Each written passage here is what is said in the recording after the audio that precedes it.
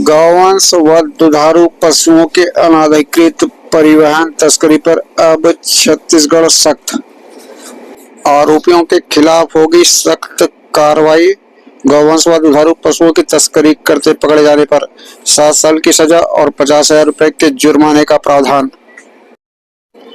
आरोपियों पर ही सिद्ध करने का भार होगा कि वे गौवंश की तस्करी में शामिल नहीं थे, गौवंश की तस्करी नहीं कर रहे थे। तस्करी करने में शामिल वाहनों को भी कर लिया जाएगा राजसात, वाहन मालिकों पर भी की जाएगी कार्रवाई।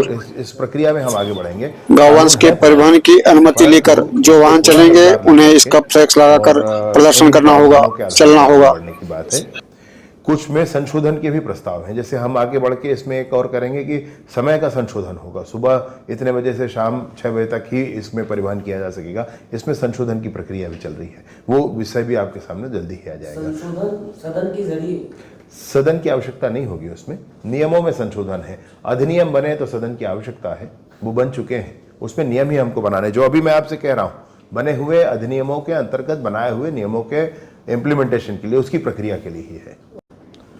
प्रदेश में विशेष रूप से गौवंश के अवैध परिवहन या जिस तरीके से घटनाएं देखते आए हैं, उन सारे घटनाओं के लिए विशेष प्रावधान अभी किस तरीके से प्रक्रियाओं को आगे बढ़ाया जाएगा, इन प्रक्रियाओं का निर्धारण करके विभिन्न अधिनियमों के अंतर्गत प्रक्रियाओं का निर्धारण करके बात आगे आई है। तो मैं इसमें विशेष रूप से कहना चाहता हूं कि अब इसमें 7 साल की सज़ा और 50,000 रुपये तक का जुर्माना ये निर्धारित हुआ है। जो दूसरा ये है कि बर्डन ऑफ प्रूफ ये अभियुक्त के ऊपर होगा।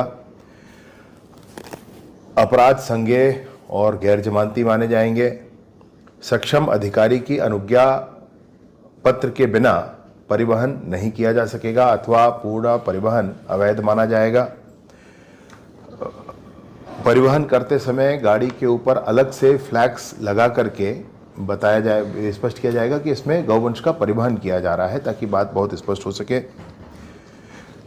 अगर अवैध हुआ, उचित अनुज्ञा पत्र नहीं है और पता चलता है अवैध है, तो जो मैंने पहले प्रावधान कहे आपसे कि 7 साल की सजा है, 50,000 जुर्माना है, गैर जमानती है, संज्ञेय है और प्रूफ ऑफ बर्डन अभियुक्त पर होगा। इसके साथ साथ गाड़ी राजसात होगी और गाड़ी के मालिक पर भी कार्यवाही होगी, यह भी निर्धारित किया गया है।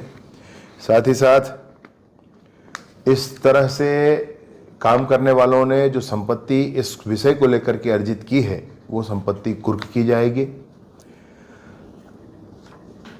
इस पूरे अभियान को, इस पूरी प्रक्रिया को सुनिश्चित करने के लिए, इस पूरी प्रक्रिया नीचे तक उतरे, इसके लिए जिला स्तर पर राजपत्रित अधिकारी ये निर्धारित किए जाएंगे।